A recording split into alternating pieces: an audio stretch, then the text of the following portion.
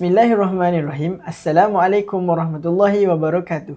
Bersama saya pada hari ini Ahmad Syafi bin Saifuddin daripada Usim Podcast. Dan hari ini kita ada tetamu yang paling istimewa iaitu Saudari Masrurah. Hai, Assalamualaikum semua. Macam mana keadaan saudari hari ini? Sihat? Alhamdulillah sihat. Syafi? Saya pun sihat. Alhamdulillah makin sihat. Okay, baik. Hari ini tajuk kita pada hari ini adalah kesejahteraan mental dan kejayaan mahasiswa. Tapi sebelum kita mulakan dengan tajuk ini, untuk saudari sendiri, boleh tak saudari memperkenalkan diri dan bidang tugas yang saudari sandang dekat USIM ni? Okay, baik. Bismillahirrahmanirrahim. Assalamualaikum warahmatullahi wabarakatuh. Nama diberi tanpa dipinta, Siti Masrurah binti Dahli. Boleh panggil Masrurah.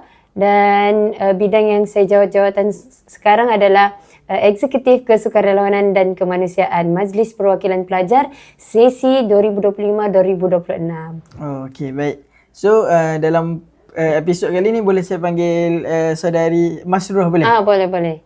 Okey, baik. Seterusnya, bagi pendapat saudari sendiri, mengapa isu kesejahteraan mental mahasiswa semakin mendapat perhatian pada hari ini?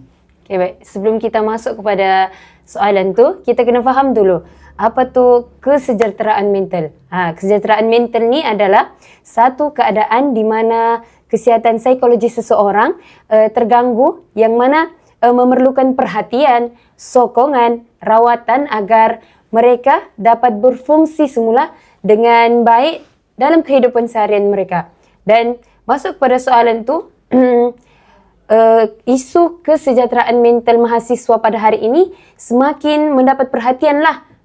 Terutamanya dalam Malaysia sendiri. Kerana apa? Kerana semakin ramai pelajar menghadapi tekanan dalam pelbagai aspek kehidupan seperti akademik, kewangan dan hubungan sosial dan bukan termasuklah percintaan dan sebagainya kan. Dan perubahan gaya hidup ni antara persaingan yang tinggi dan penggunaan teknologi yang sangat tinggilah turut bilang orang memberi kesan kepada emosi dan psikologi mahasiswa itu sendiri. Kita ambil sebagai contoh, seorang pelajar yang bilang orang persaingan yang tinggi dan penggunaan teknologi yang semakin bilang orang, kita ambil contoh sebagai seorang pelajar kan. Seorang pelajar yang perlu menyiapkan tugasan dalam masa yang singkat.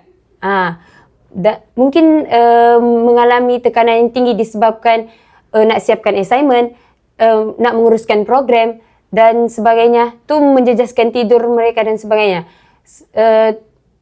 Tu menyebabkan tekanan emosi, tak dapat cukup tidur dan menyebabkan gangguan emosi lah.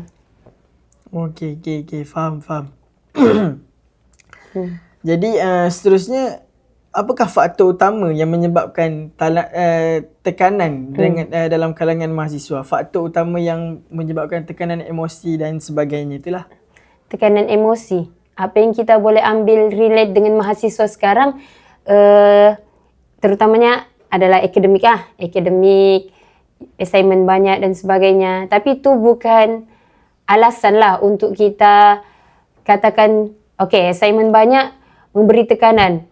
Tak boleh. Sebab itu lumrah kita sebagai pelajar. Okay. Yang keduanya adalah masalah kewangan. Maafkan saya. Masalah kewangan, konflik keluarga. Jika ketiga-tiga ni digabungkan, memang mengganggu emosi kita sebagai pelajar. Tidak dapat fokus, kurang tidur dan sebagainya. Memikirkan kita nak fokus belajar. Tapi dalam masa sama, kita memikirkan kita belum bayar yuran. Dalam masa yang sama, kita ada masalah keluarga. Kalau Syafi sendirilah kan, berada dalam fasa yang ketiga-tiga faktor ni dalam masa yang nak belajar. Apa yang memang kita akan stres lah. Stres lah kan, tak dapat fokus dan sebagainya. Itulah antara faktor-faktor. Jadi mahasiswa perlu seimbangkan pelbagai tanggungjawab sebab mereka mudah berasa terbeban lah. Senang cerita, orang yang merasa gangguan mental ni. Tapi pelajar juga perlu bekerja untuk menampung kos pengajian. Dan contohnya kan, saya ambil contoh, seorang pelajar belajar sambil bekerja.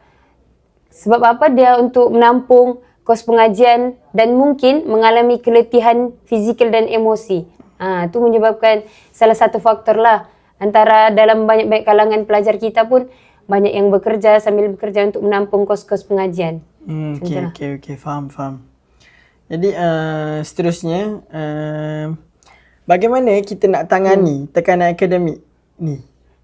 Ataupun bagaimana tekanan akademik ni memberi kesan kepada prestasi pelajar? Tekanan memberi kesan, tekanan akademik ni memberi kesan kepada prestasi pelajar. Okay, baik.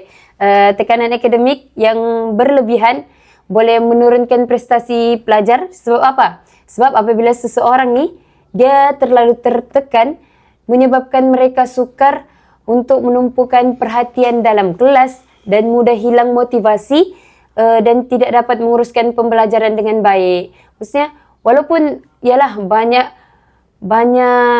subjek dan sebagainya, tetapi jika pelajar tu terus ditekan dan assignment tu pun tidak akan berjalan dengan baiklah. Seperti pelajar yang menghadapi peperiksaan akhir mungkin mengalami gangguan tidur sehingga tidak dapat jawab soalan dengan baik. Contohnya macam sahabat saya pernah bercerita lah, dia all out lah subjek semester keempat. All out malam tu dia habiskan dari tajuk pertama hingga tajuk ke minggu ke-14. Bayangkan dalam masa satu malam. Jadi keesokan harinya semasa dalam dewan exam dia tidak dapat dan tidak boleh menjawab soalan exam tu. Jadi itulah dia akan memberi kesan lah kepada diri kita jika kita ni terlalu push diri kita pada satu malam. Yang benda tu sepatutnya kita belajar by minggu, tetapi dia push dalam masa sehari memang tak dapat nak jawab exam. Faham. Jadi kita pun perlu tahu limit kita ni macam mana kan. Betul. Okay, baiklah. Seterusnya, apakah tanda-tanda awal yang menunjukkan seseorang mahasiswa sedang mengalami tekanan? Seperti contoh yang kita boleh ambil adalah antaranya ada 3. Perubahan emosi. Yang kedua adalah gangguan tidur. Contoh, biasa kita tidur pukul 10 dan bangun pukul 5. Tapi bila mana seseorang tu gangguan tidurnya, biasa dia dulu dia tidur pukul 10, sekarang dalam pukul 2 pagi dan sebagainya. Tu salah satu jugalah. Dan tanda-tanda awal yang ketiga adalah mengasingkan diri. Dulu macam contoh saya kan, saya ni seorang yang ceria. Tiba-tiba saya suka menyendiri, berjalan sorang-sorang. Tu merupakan tanda-tanda awal. Dan seseorang yang mengalami tekanan serius ni biasanya menunjukkan perubahan tingkah laku lah.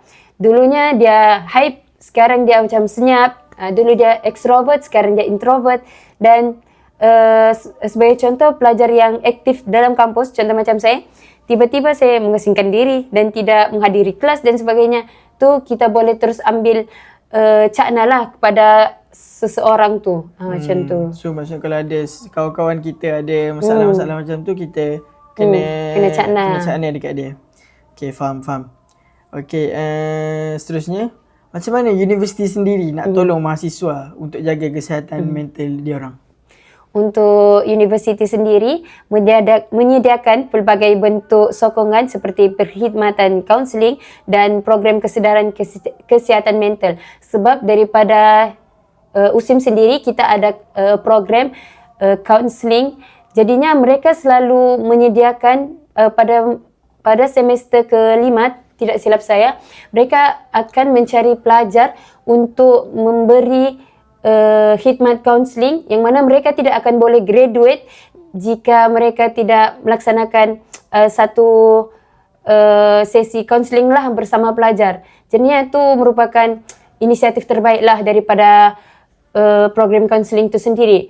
Tidak dilupakan daripada PHEP sendiri ada menyediakan kaunseling yang mana mereka dalam iStudent kita ada menyediakan satu khidmat kaunseling. Jadi bila mana pelajar tu memerlukan khidmat kaunseling boleh melalui iStudent tu sendiri.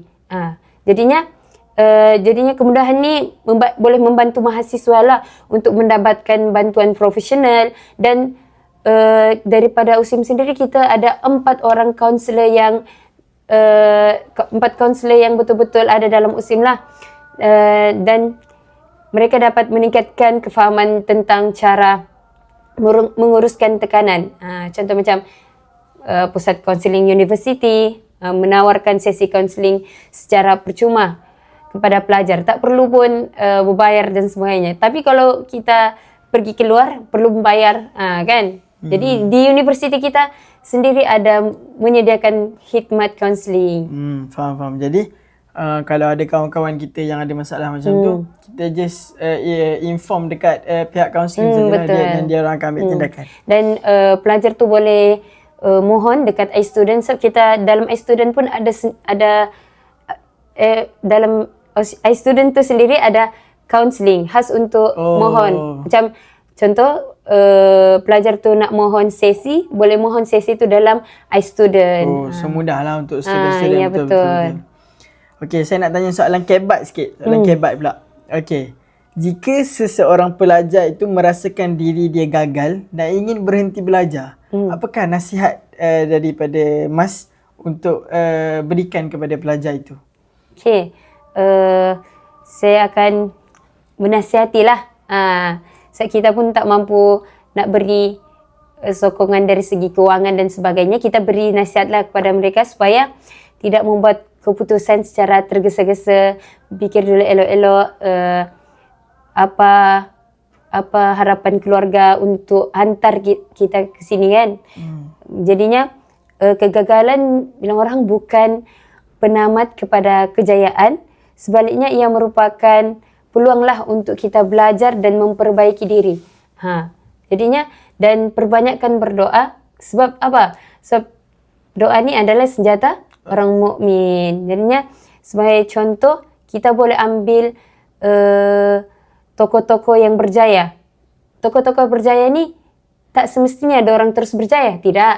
Diorang pun pernah mengalami situasi-situasi kegagalan, situasi-situasi yang merasakan mental dan sebagainya. Tetapi dalam pendidikan ni atau kerjaya, mereka hadapilah situasi itu dengan baik, banyak mendengar daripada nasihat-nasihat orang luar, dan alhamdulillah diorang sekarang mencapai kejayaan besar dalam hidup mereka. Sebab apa? Sebab mereka ambil iktibar daripada tokoh-tokoh yang berjaya. Maksudnya kegagalan tu bukan penamat lah.